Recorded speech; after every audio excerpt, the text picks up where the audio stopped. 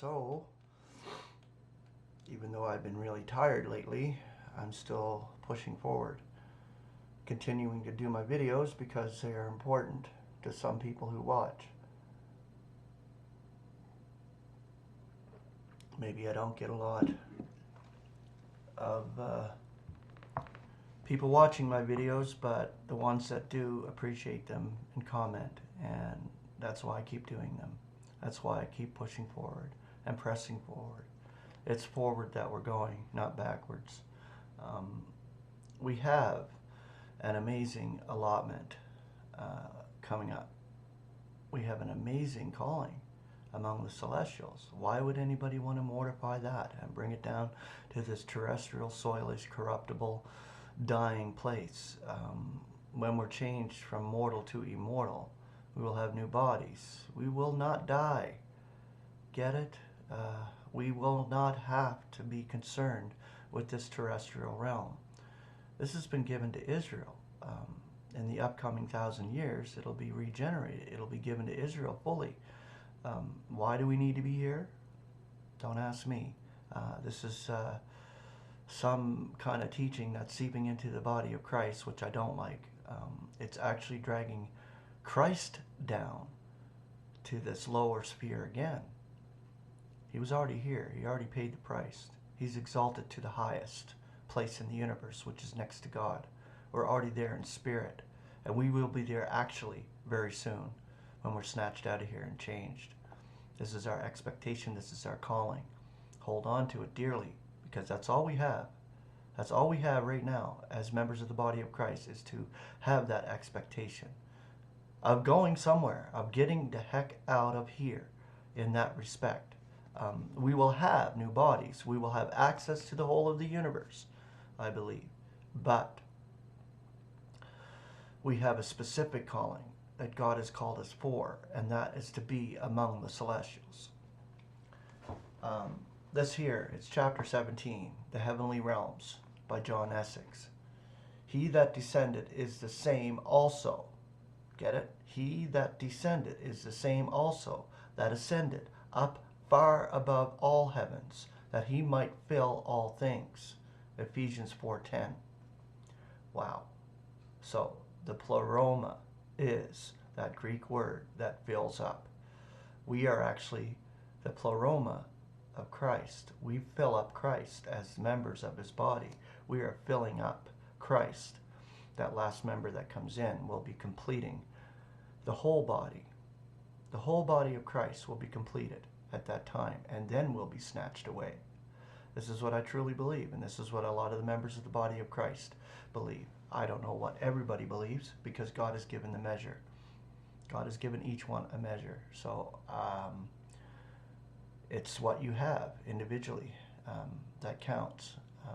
The growth counts, the growing to maturity in spirit and understanding. Okay, it is in Paul's prison epistles, Ephesians, Philippians, and Colossians, and there only that we find the heavenly realms, with all of their inhabitants, given a special prominence. Let us look at some of these things told to us in these particular letters about the celestial habitations and those populating them. Ephesians, the first of the prison letters, are arranged in our Bibles, open straightaway among the celestials. Among the celestials, after its initial salutation in chapter 1, verse 3, it reads, "Blessed be the God and Father of our Lord Jesus Christ, who blesses us with every spiritual blessing among the celestials in Christ." Where? Among the celestials, not among the terrestrials. Did it say that? No. I see among the celestials. In verse 10, the apostle reveals God's intention to head up all in the Christ, both that in the heavens and that on the earth. Note the comprehensiveness of this, heading up in the Christ. Nothing is left out. We will be heading it all up. It does not mean that we have to be here on this terrestrial deal to be heading up all in the Christ. We can head it all up where we are, which is in Christ wherever he is, always being with the Lord, wherever that may be.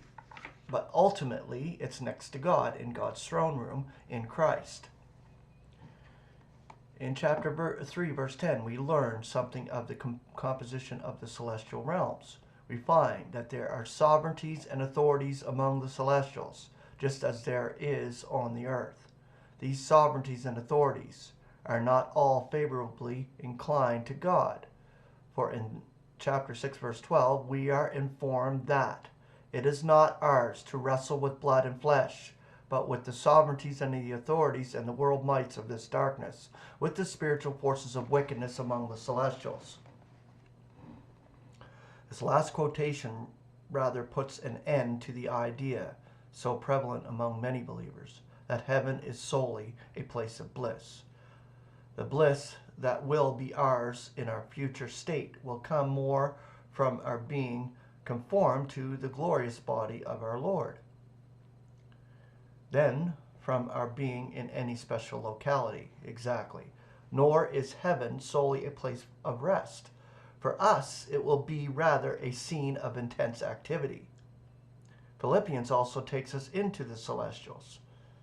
In chapter 2, verse 9, for example, we read of Jesus that God highly exalts him and graces him with the name that is above every name, that in the name of Jesus every knee should be bowing, celestial and terrestrial and subterranean, and every tongue should be acclaiming that Jesus Christ is Lord, for the glory of God the Father. In chapter 3, verse 14, Paul reminds us of God's calling above in Christ Jesus. And in the last 2 verses of the same chapter, he brings out the startling truth that our realm is inherent in the heavens, out of which we are awaiting a Savior also, the Lord Jesus Christ, who will transfigure the body of our humiliation to conform it to the body of his glory, in accord with the operation which enables him even to subject all to himself. Turning now to Colossians, we read in chapter 1, verse 5, that our expectation is being reserved for us in the heavens.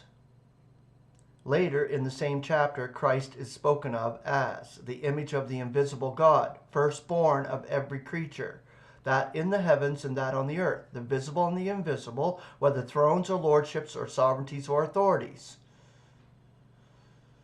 These have all to be reconciled to God. No wonder, bearing in mind all these scriptures regarding our blessings, our status in Christ, and our expectation among the celestials, that Paul urges us in Colossians 3:1 to be seeking that which is above, to be disposed to that which is above, and not to that on the earth. Yes, it is in these 3 letters of Ephesians, Philippians, and Colossians that we are truly transported into the celestial realms and told something of the great work which God is to perform upon their inhabitants. Now, why is all of this revelation concerning the heavens reserved for these 3 letters? Why is it not revealed in other parts of God's Word? The ecclesia as Christ's complement revealed in Paul's prison epistles. I would suggest to you, in all seriousness and solemnity, that the reason is this, that the great work of the reconciliation of the universe, the heavens in all of their magnitude, the celestial regions with all of their multitude of inhabitants, is to be carried out by Christ, operating in and through that glorified ecclesia which is his body, his complement. It is only in these particular letters, the prison letters of Paul, that the ecclesia is so presented. We have the ecclesia mentioned in Romans, in Corinthians, and in Galatians, but for the first time in Ephesians, we have it presented to us in the peculiar but sublime relationship to Christ as his complement. Hence the supreme importance, the sublime significance, the unparalleled splendor of that first chapter of Paul's Ephesian letter. Can we ever plumb its depths? Can we ever scale its heights? Always it strikes us with fresh force and with ever-increasing loveliness.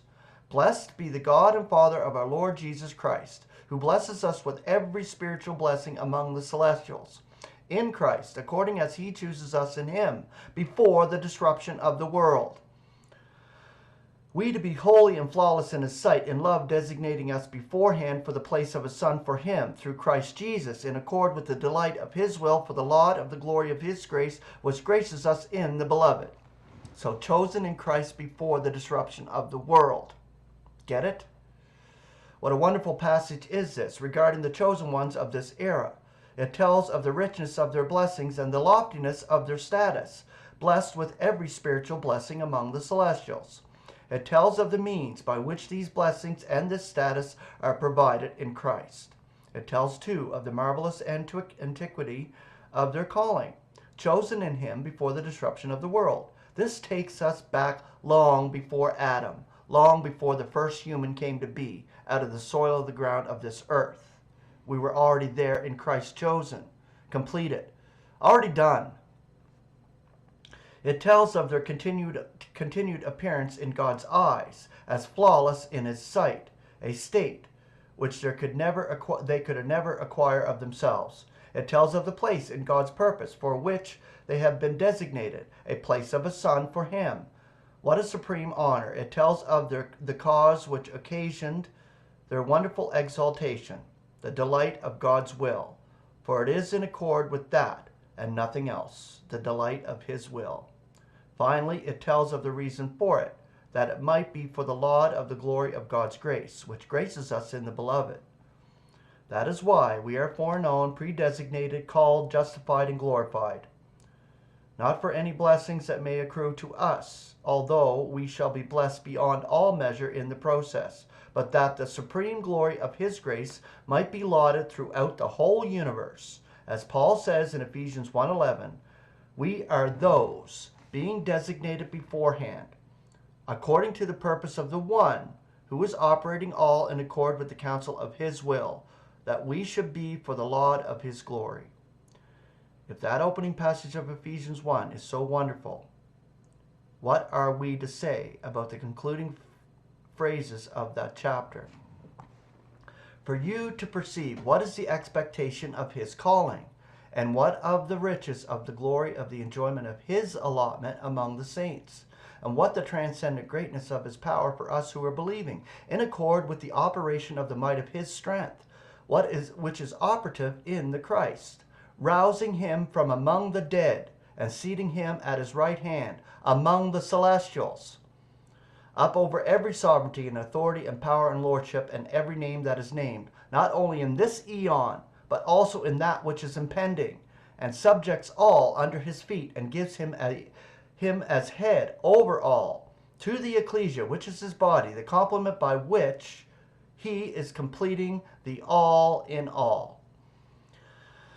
Amazing stuff. It's powerful. Get it. Hold on to your expectation. Remember that you are a member of the body of Christ.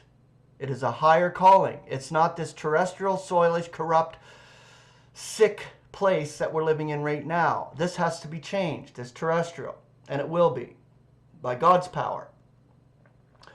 Through the ecclesia, we have an operation to do up there by reconciling celestial beings back to God. Through Christ, our brother, our head, we are going to traverse the whole of the universe, and we will have access to it all from God's throne room. I believe next to God in Christ, exactly where we are in spirit now, as Ephesians says. So, have a beautiful Tuesday, and we will continue tomorrow. Grace and peace.